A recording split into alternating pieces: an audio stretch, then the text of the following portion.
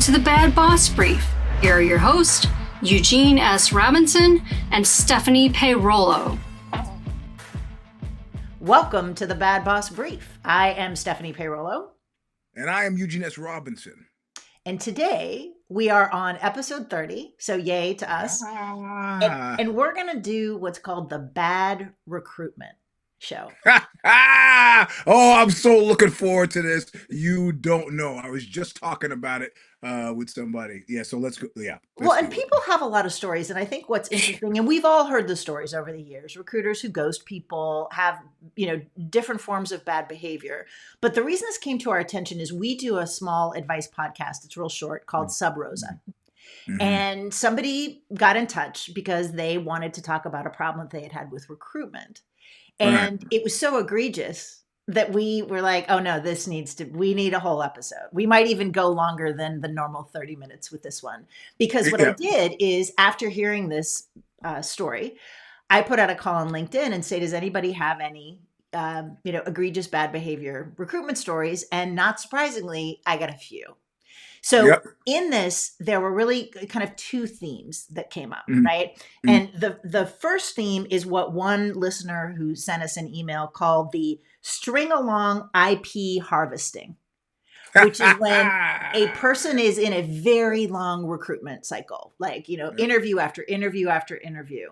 And the clincher involves some sort of developing IP.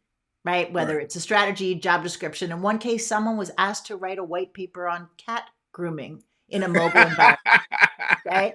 Whatever it is, give us something for free, positioned to kind of clinch your job. The second one is show us how much you love us. Yes, and how smart you are. Yeah. So the second theme is just the rank racism, sexism, exploitation, ageism that people wrote in about that they're encountering in their job search. And I think what's interesting is that not everybody, but a lot of the people that responded to us have been out of work for a long time. Yeah. Right. And so what's happened is there's a power dynamic, right? They need the job. Yep. I'm gonna, if I could lead off, because I know people sent in stuff. I got a job offer on a Friday. I show up Monday, right? They say you show up Monday. I show up Monday, they won't let me in the building. They say, you're sorry, we jumped the gun. Your desk is not ready yet. Our stuff, we're not ready to get you. You just go home today and we'll get back in touch with you to this job that we've been offered. Never heard from them again. So unless that company went out of business from Friday to Monday, which they did not, because I checked, I don't know what happened, though I have my suspicions. I don't know what happened, but that was, in my mind, the up there. I don't even remember the name of the company. Seconded only, but I had a horrible Meta Facebook experience, but it wasn't nearly as bad as that. Like showing up and not being let into the building because, your desk is not ready. What do you think it was actually about? You said you had a thought of what it was about. What do you think it was? I'd done 4 interviews and met all the people who would have been either my staff or on dotted line with me. And the last interview was on Friday, and it was with the CEO, and who was every bit of, if you were to go to central casting for Tech Bro, he was that guy. And it seemed to go okay with me. There was a little distance, but I don't say that it was racial. Who knows? I don't know what it was. The guy could have known me from some other context, and I didn't remember him.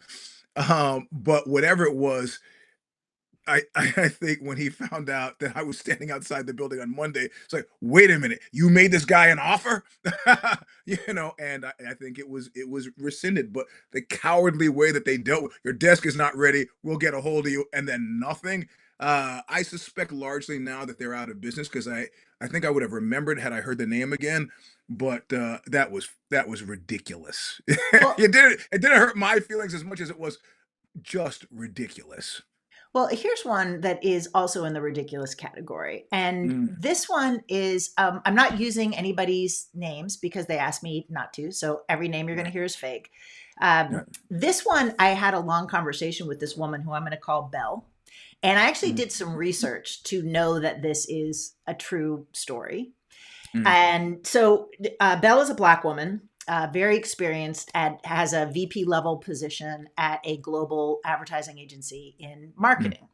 She mm, was recruited for a medium-sized regional advertising agency mm, whose kind of claim to fame is that they can reach Gen Z. mm, Interestingly enough, the two founders and the leadership team are primarily white, older mm, men, right? Middle-aged men. So they understandably came to a younger Black woman and said, mm, we would like to hire you. mm. A months-long recruiting process ensues Yeah. in which they never get her name right. So she has a name that's very easy to pronounce, but like mine, Stephanie is a little bit longer. And they immediately go to a diminutive. It would be like me going into a job interview, introducing myself as Stephanie, and people starting to call me Steffi. Right? She corrected them. They continued to do this. This went on for months. So then she finally was told that she was the last candidate. Everybody loved her. They thought she Mhm, was fantastic. To clinch the deal, she needed to come up with a social media strategy that she mhm, would implement and come in and present it to the leadership team.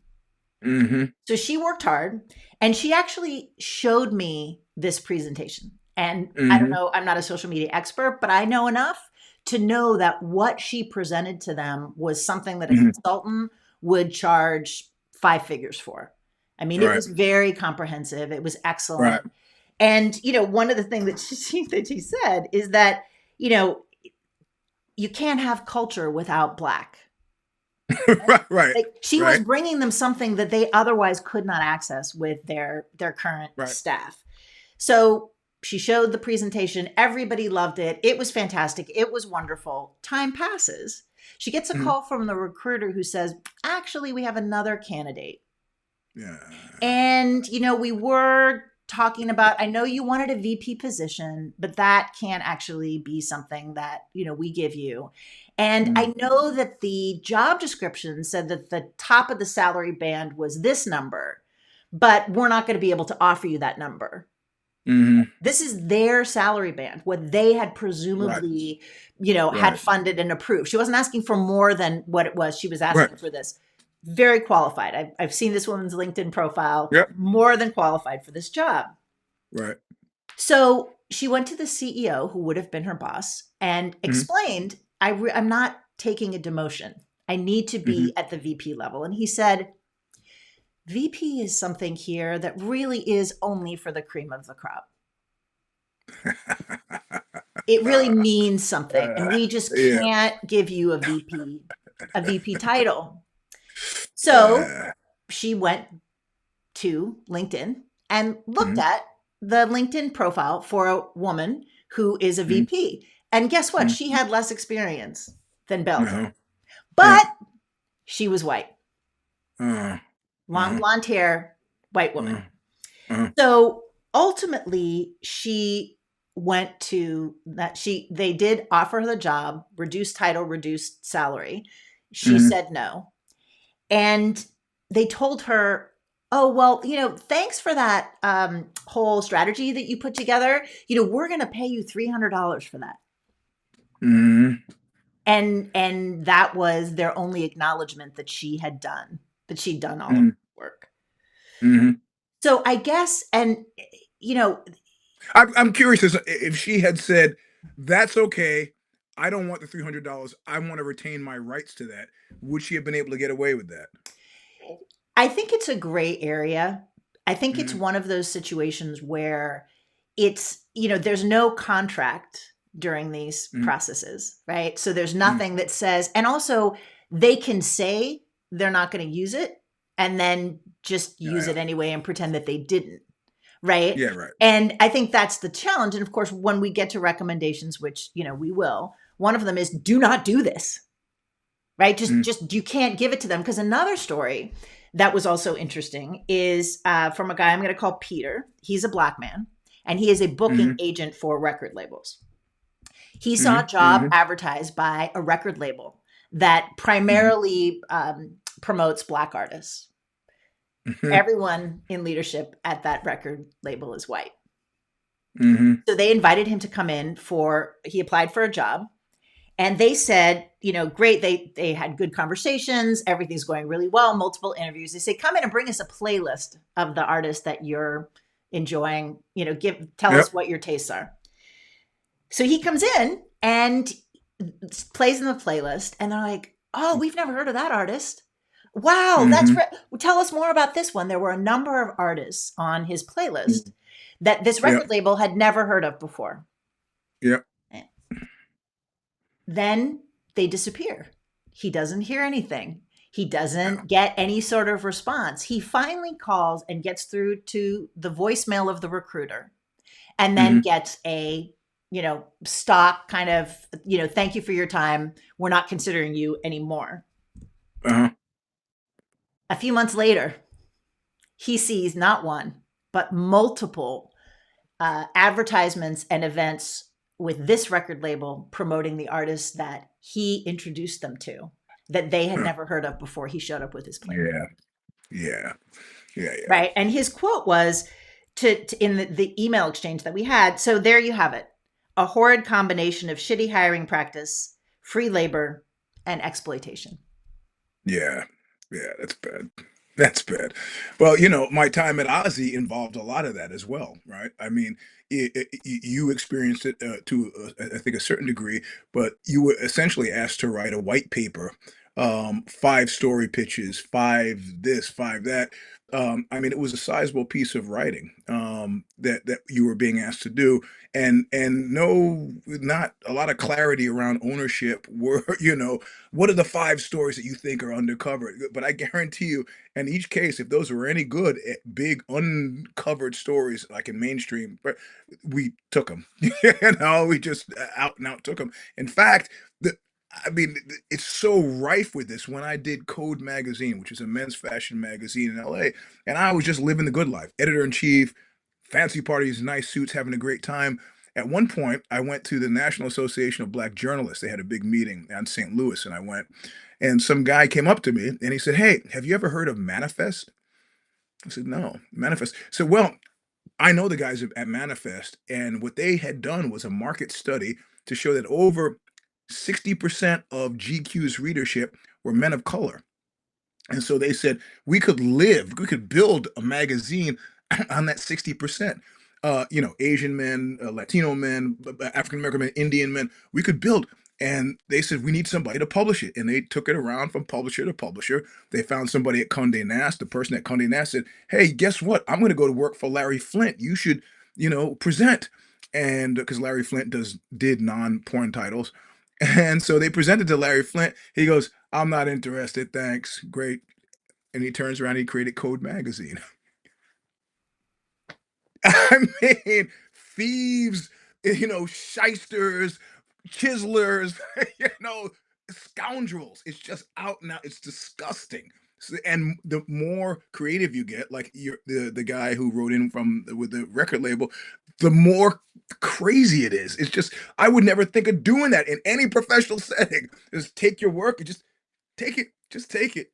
Why? Because I can, and that's not a good reason. So Well, with so many people out of work right now and right. so many layoffs, there are a Mm, lot of people who are really, they're not really in a position where they can say no. They're desperate for a yeah. job. Like one Yeah. one guy wrote in, the one that coined the, IP harvesting line, which I like. Mm, mm, Older man in his 50s, really needing to be employed, mhm. applied for a contract position at a company that he was hoping would make it into full time.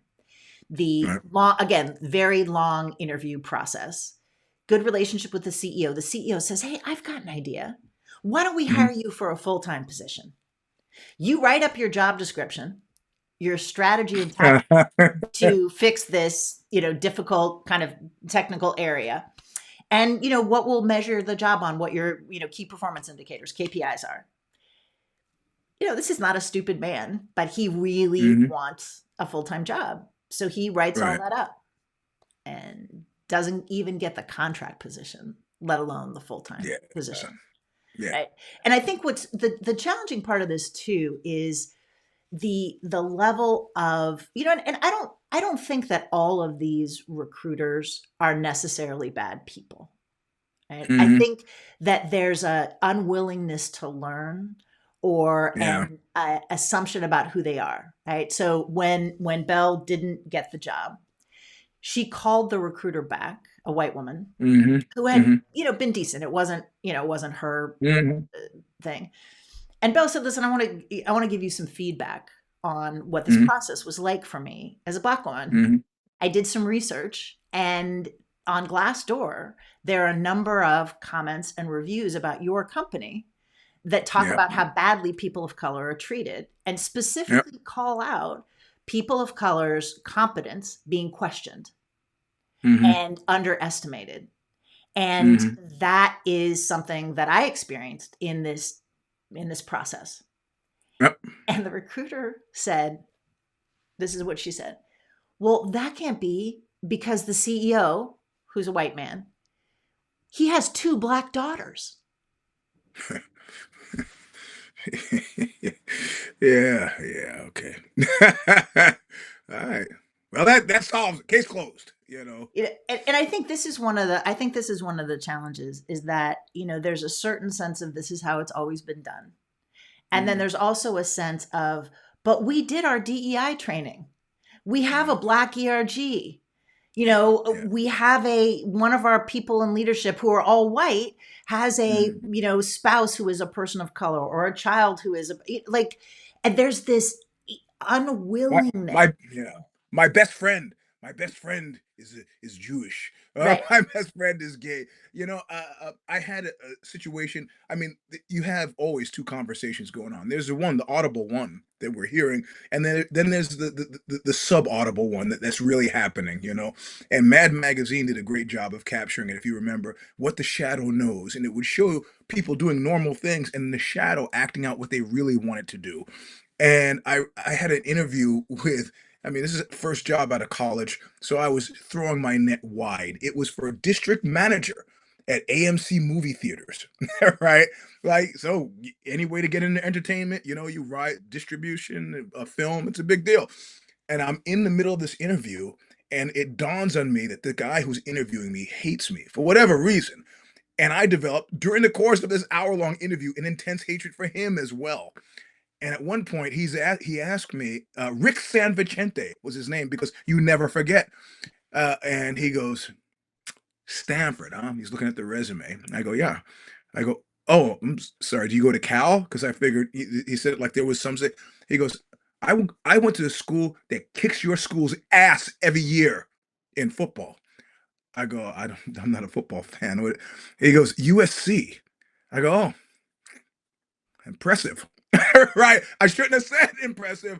At the end of the interview, he kept me asking me the same question 4 times in a row, and it really wasn't about the question. At that point, now it was like the line in Sexy Beast where where the guy is trying to convince the gangster to do it and just keep saying the same thing again and again. And I really thought that we were about 30 seconds from going out in the parking lot and fist fighting over this. And the punchline, of course, it did not get the job, but I've never forgotten the man's name. And I think companies, we try to act like professional is a place outside of the personal, and it's really not. It never is. We can hide behind that, but it never is. And people are not going to do that which makes them uncomfortable. He didn't like the fact that I got into Stanford. That somehow offended his sensibilities. Somehow, So I think this is this is. How do you legislate this? How do you move around this? How do you work? I mean, I never forget the fact that my first job out of college that I actually got in my industry, journalism, was given to me. I had to interview for the process because the head of HR at this company had nixed a qualified African American woman employee before, and the Argentinian heads of the magazine that I went to work for were offended and said, "We're going to get somebody that she absolutely can't turn down." And they happened to find me. And I had 2 resumes going out at that time. One resume indicated that I was a member of the Black Students Union at Stanford, which I was, and then one just left that off. And it was the one that said Black Students Union that got me the job, because these guys were specifically targeting her crap ass behavior with my hire, and that's how I got into starting to my career in journalism. Um, which is it's kind of like a good thing, but then not really. And of course, the woman later became a big champion of mine and loved my work. Did she learn something from that? I have no idea. Nice lady Jane Okashima, but who knows? Who knows? Well, one of the things that I thought was interesting, and when I was talking to Belle, was, she could understand and articulate the ways in which there was systemic racism operating throughout the process. Hmm. And she knows her qualifications, which are clear. She understands that whole dynamic. But Hmm. what she also shared with me was that there was that part inside of her that said, Hmm. what if they're right? What if I am not the Hmm. job? What if I'm not as qualified Hmm. as some of these other people? And that Hmm. duality of understanding the system, understanding what is happening, and Hmm. at the same time thinking, well, maybe it's not that. Maybe it's just I'm no good at my job. Maybe I'm just Hmm. not qualified. Maybe I don't interview well. Any of those things, and how corrosive that is. Yeah. Right? It's already Yeah. hard enough to be doing a job search process, but then to Yep. have that, like, is it this or is it not? Especially when you have, and she used the phrase gaslighting, when you Hmm. have a group of people white people who perceive themselves to be progressive, who believe Hmm. they have understood their white privilege because their boss has, adopted Black daughters, and Yeah. that therefore there's no hint of anything else, and just the impact of that on her Hmm. in this process that again had been going on for months. But you Right. mentioned needing to dissemble Yep. in a job interview. And Hmm. there's another story that I got is from a woman, I'll call Rachel, who is a white woman, and she is a single parent to a toddler. And Hmm. she has been out of work, out of full-time work for since last fall, so over a year. Hmm. Has had a couple of contract jobs, but has been looking for a long time. Very qualified, Hmm. and she never tells people that she's a single parent ever. Right. She Right. will occasionally mention that she has a child if it feels like it's a safe environment, if other Right. people, but generally it's something she keeps really, really quiet. Yeah. So a great job came up that she was very qualified for as a director of marketing, Hmm. and for a particular company, and she applied for it. They were Hmm. using an outside recruiter, and Hmm. he had one of those little Calendly links, like click here to. The problem was the only times he was available for interviews was before 8 o'clock in the morning or after 6 o'clock at night. Well, if you were a single parent to a toddler, even if you're a parent to a toddler, not the optimum moments to be Right. doing a video call from your home. Yep. So she got an appointment for 8:30 on a Monday night, thinking, Hmm. okay, at least the kid will be in bed. But Hmm. asked, do you have any other, I noticed your only times were outside of these windows. Do you have anything that's closer to working hours? And he Hmm. got back and he said, yeah, I can actually do 5 o'clock on Monday instead of 8:30. Great. Hmm. So arranged for her toddler to stay a little later at daycare. She's sitting there ready to go, totally prepped for an interview at 5 o'clock. Nothing. She sends him an email, checks the link, crickets. So finally, she runs to go pick up her child, comes home, does the super quick, like, let's get some food in you, get a bath, read the Hmm. book, go to Hmm. bed. Hmm. Okay, so she can be at the 8:31 that's scheduled. Hmm.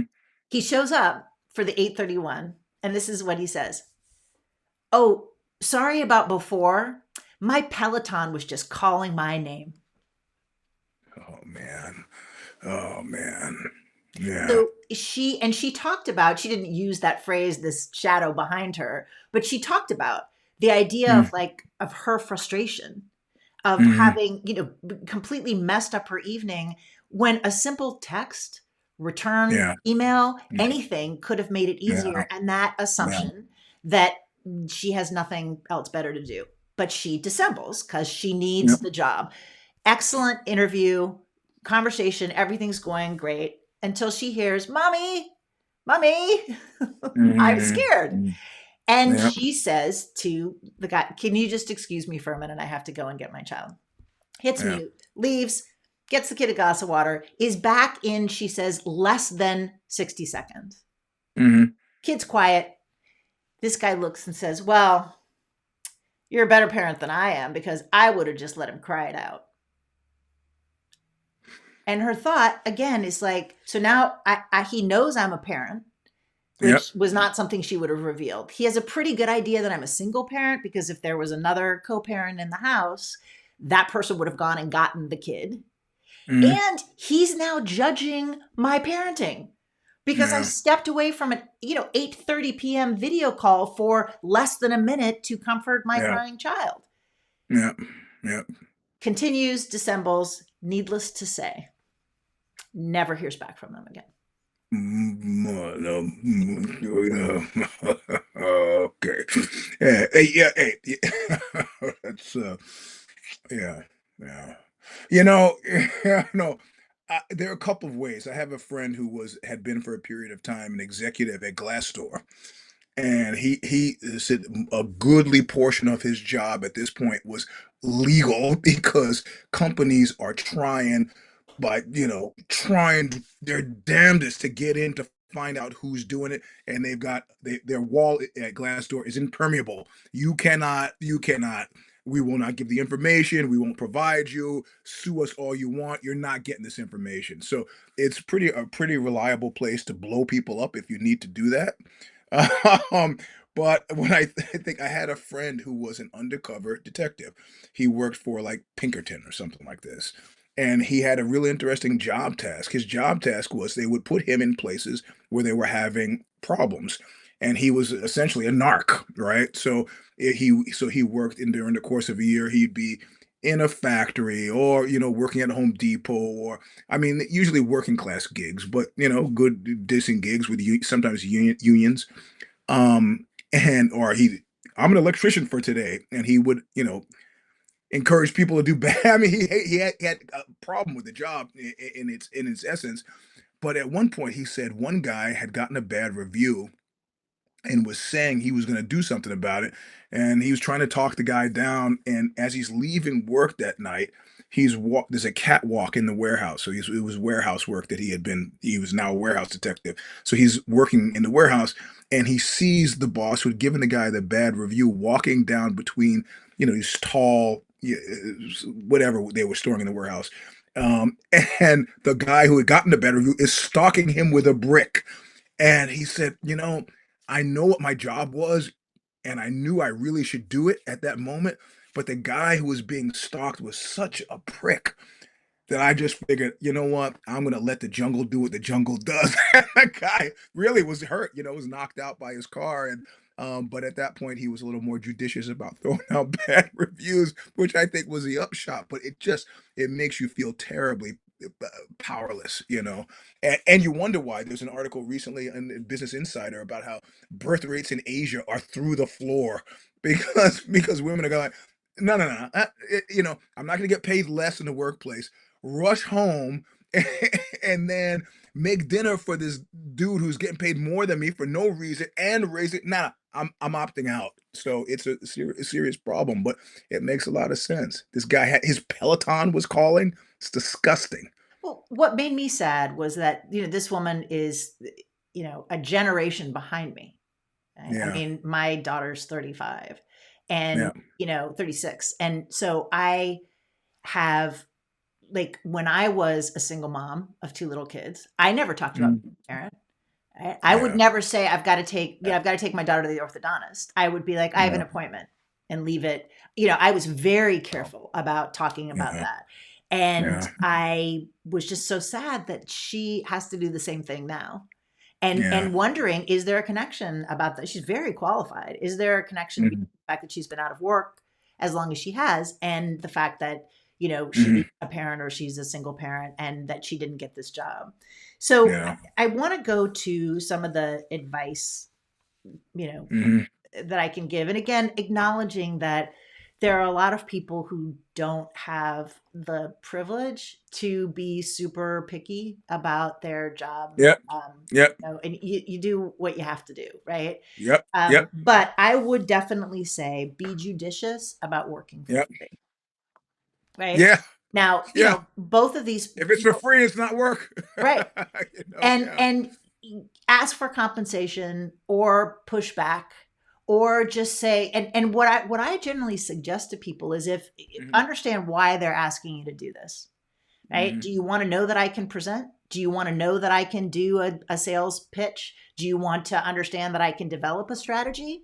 Okay, I Mhm. will show you work that I did for a previous client, right? Yeah. Or a previous And I would say, employer. I say the phrase that I found most useful, and I've used it now constantly. And I'm shocked it took me as long to discover it as it did. And it's a very simple, is there a budget for this? That's Right. it. That could mean a lot of things, but usually it means only one thing. And then you find out right away, oh, well, yeah, I think we might have some money in the budget. Or no, there's no money in the budget for it. And then you go, oh, okay. And That and little that's pause tells them, yeah. and that's where saying, because I've done that. I've said, okay, because I did for a long time, I did business development. So I would do sales. And they Mhm, would say, mhm, come up with a pitch for us and sell us. mhm. How would you sell our services? And I Right. would say, I will tell you how I sold my last agency services. And I'd Mhm. pull out anything that was proprietary. I mean, I'm not like, giving away Yeah. secrets. But it's like if your ostensible reason is to understand if you want to see me pitch, that's fair. You want to see me Yep. present, you want to understand like can I write? Want a writing Yep. sample? I am going to give you something that I have already done. I am not Yep. developing something for you because I had a similar situation early in my Mhm, career was in, mhm, participating in a job. They said, write mhm. us a strategic business development plan, which I did. And they took it and they didn't hire me. Yeah. Yeah. Right. And Yeah. you learn that. And there's some circumstances, I mean, in ad agency business development, a Mhm. lot of times you're asked for spec work, right? Work for free. And Right. sometimes they'll give you a Mhm, token dollar amount. And I always mhm, remember that I was working for an agency in Seattle and we were asked to pitch for a uh, small coffee company that no longer exists, but they were trying to take on Starbucks. mhm, And we gave mhm, them spec creative and it was good. And I don't think they paid us for it. If they did, it was something, small. mhm, They didn't hire us. And mhm.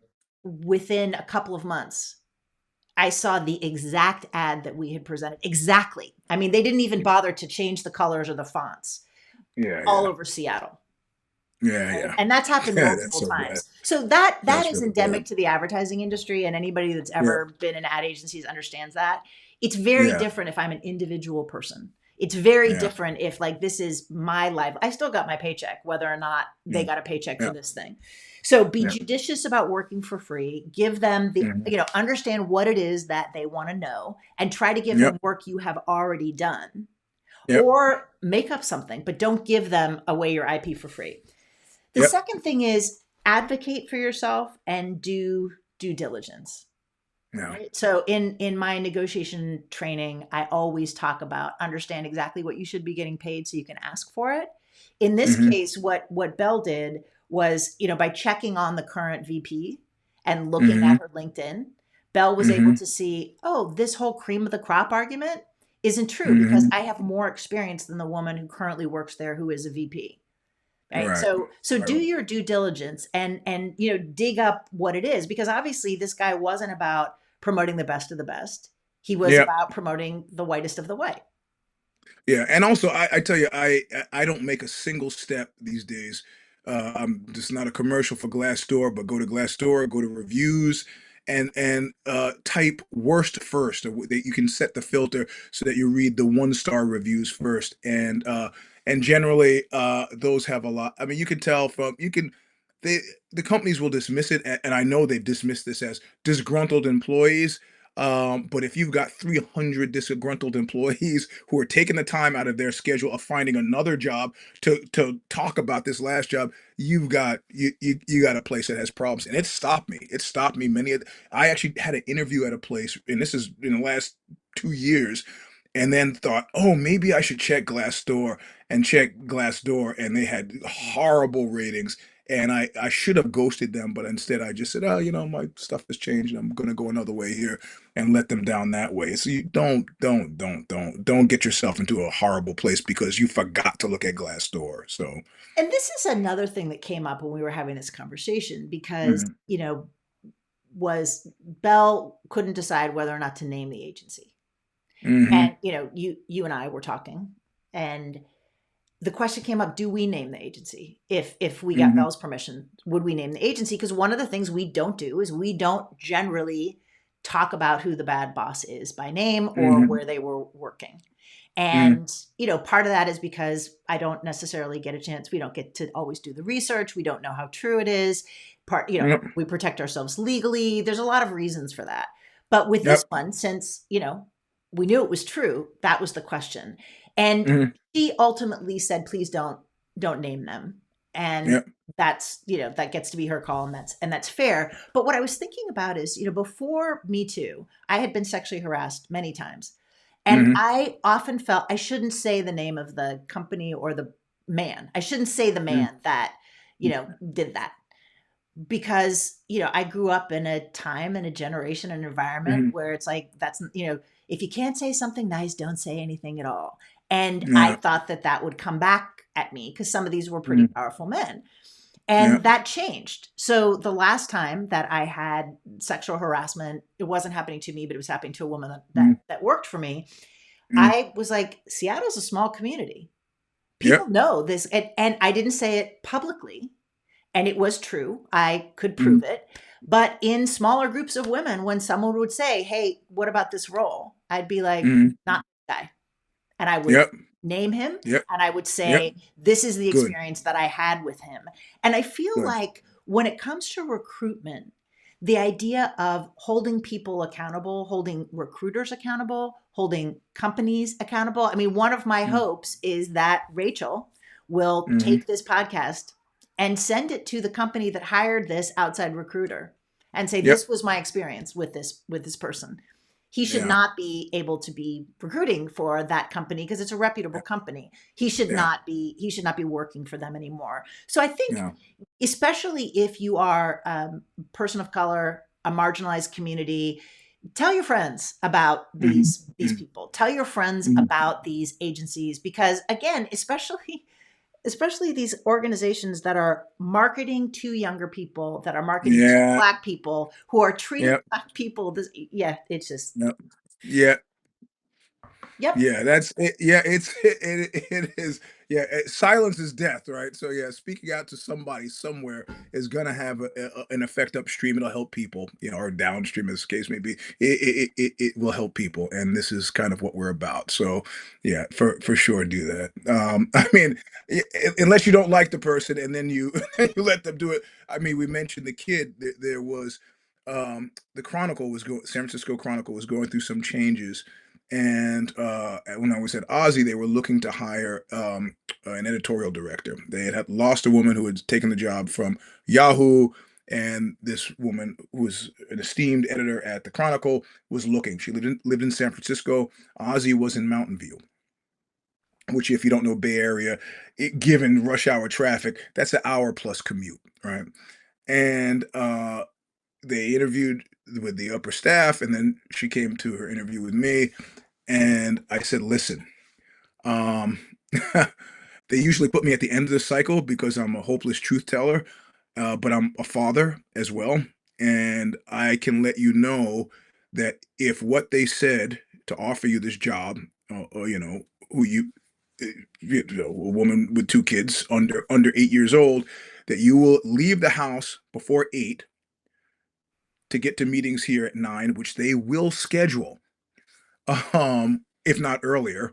And you will get the stink eye if you attempt to leave the office at 4 or 5, which means leaving the office at 6, which means with rush hour traffic, getting home at 7 every day.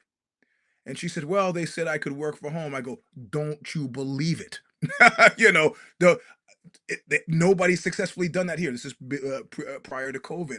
So, you need to force this issue, get it in writing, and because uh, you know they should have told you this. Yep. And so she went back to them and asked for the stuff in writing, and they said that there's no need to put it in writing. And she, of course, threw me under the bus and said, well, Eugene said, which is fine. Whatever, I'm not trying to hide. And they call me in afterward and goes, what are you doing? I go, I'm doing what's best for the company. Because 3 months down the road, when she decides I never see my kids anymore, screw you, I'm leaving, we've got to start the process again. What are you doing lying to her?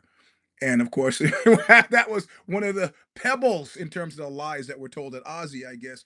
But yeah, you got to speak out. Yeah, maybe I shouldn't have done it. I don't know, but you got to speak out. I didn't want to see her kids go through that. I didn't want to see her go through that or her husband go through that. It was garbage that they were lying to her, But it's or all force it's her or force them to like really let her work from home. That works too, but they were never going to do that. and I want to underline that. So that's she was doing accidental due diligence, and that you were open Yeah, with her. Those are questions that you should get to if you can.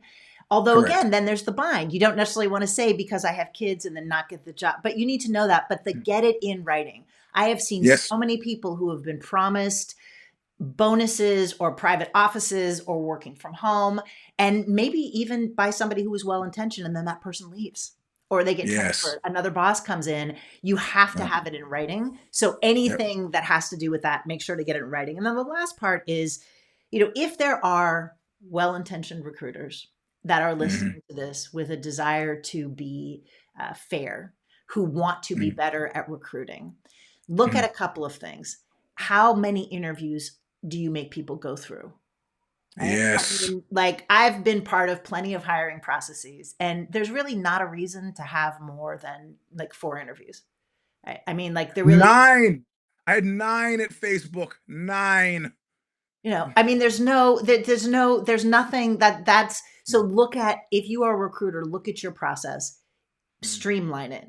And then also understand, if you get feedback from a mm, person from a marginalized community about yeah, your recruiting process, listen to them and believe them. You know, yeah.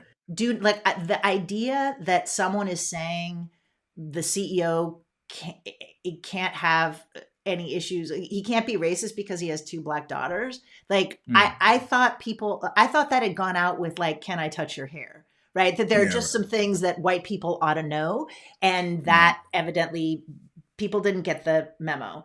And I think that, realizing, one of the things when I was talking to Belle, she was asking, like, what do I do?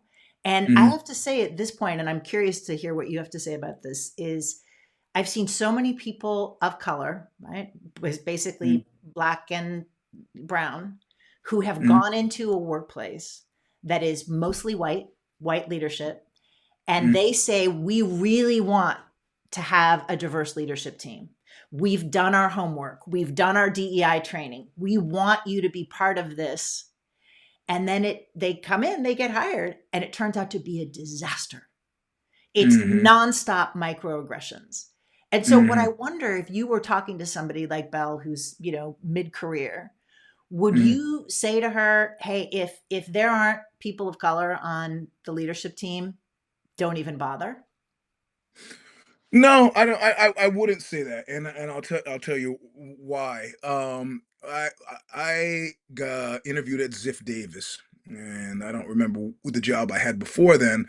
I think I'd already been at EPRI, the Electric Power Research Institute. I'd already been at the Defense Electronics Magazine, and maybe this is my third or fourth job out of college now. And Ziff Davis, huge publisher, I interviewed with a great guy named Dennis Eskow, and he's from Long Island, another New Yorker. And so when he looked at my resume, which at that time, we don't have a lot to put on your resume, second job, third job out of college, I put my high school. So I went to a special high school in New York for, one of the brilliant kids, right? Stuyvesant High School. So he knew right away that this was somebody from California wouldn't have known. So he has me come in and he says, listen, you don't have, it was for Corporate Computing Magazine. You don't have a really deep background in computer tech. But I know you know writing. I know you can write. I've read your writing, and I'm gonna hire you. I'm giving you the job. Um, and so he gave me the job. I have no complaints about Ziff Davis at all. There were no African. He was a older Jewish guy. He knew we had some. Like I lived in Crown Heights for a period of time, so we were goofing on kind of the Hasidim thing.